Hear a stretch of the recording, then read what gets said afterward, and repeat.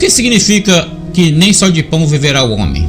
Já aproveita, já clica aqui no gostei e ative as notificações para receber mais vídeos. A frase usada por Jesus para resistir às investidas do diabo na tentação do deserto, em Mateus capítulo 4, verso 4, foi retirada de Deuteronômio capítulo 8, verso 3, que diz: Ele te humilhou e te deixou ter fome e te sustentou com maná, que tu não conhecias, nem teus pais o conheciam, para te dar a entender que não só de pão viverá o homem, mas de tudo que procede da boca do Senhor viverá o homem. Nesse texto, Moisés está relembrando o povo de Israel, os pais que ainda não haviam morrido e os filhos que entrariam na terra prometida, que passou 40 anos no deserto como punição do Senhor, que tudo aquilo teve um propósito do Senhor e que ele não abandonou seu povo. Antes, o Senhor os conduziu como sustentador e professor deles, para ensiná-los lições importantes que deveriam ser aprendidas como indivíduo e como nação. Quais os significados e lições de tudo isso? 2. Não só de pão. O povo no deserto tinha escassez ampla de comida.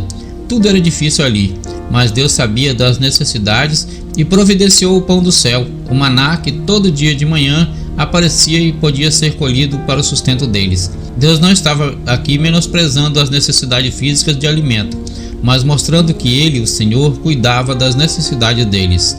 O Deus que sustenta mostra que tudo vem dele. Por isso, quando o ser humano dá as costas ao Senhor, está indo por um caminho grave de pecado. Viverá o homem.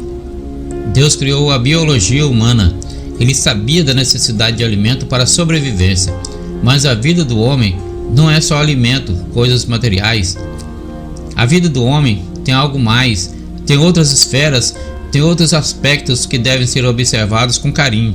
Focar só no pão é um fracasso de vida, é minimizar outras coisas muito importantes. Deus queria mostrar isso a eles. O âmbito material era importante? Sim, porém nada floresce distante de Deus, o sustentador. Mas de tudo que procede da boca do Senhor viverá o homem. Isso significa que Deus quer que o homem seja um ser integral. O que procede da boca do Senhor é a vontade dele para a vida do seu povo. É tão importante quanto o pão que nos alimenta diariamente. Ter o pão e ignorar as palavras do Senhor equivale a estar indo na direção da morte espiritual. E Deus não quer isso para nós. O povo de Israel deveria reconhecer que a vontade do Senhor deveria ser observada e que o pão, o maná, era resultado da bênção de Deus em prol de suas vidas. Deveria haver uma união entre fazer a vontade do Senhor e gozar suas bênçãos.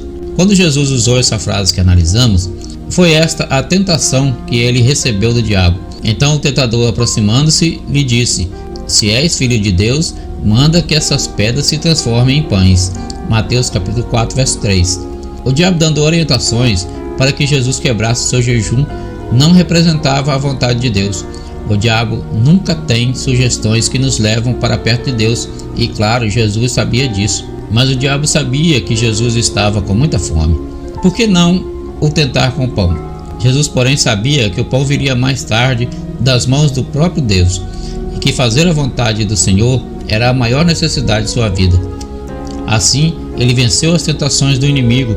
E o que ocorreu no final? Com isso, o diabo o deixou, e eis que vieram os anjos e o serviram. Mateus capítulo 4, verso 11. Dentro da vontade de Deus, as nossas necessidades são satisfeitas da melhor forma possível, ainda que passemos por caminhos difíceis.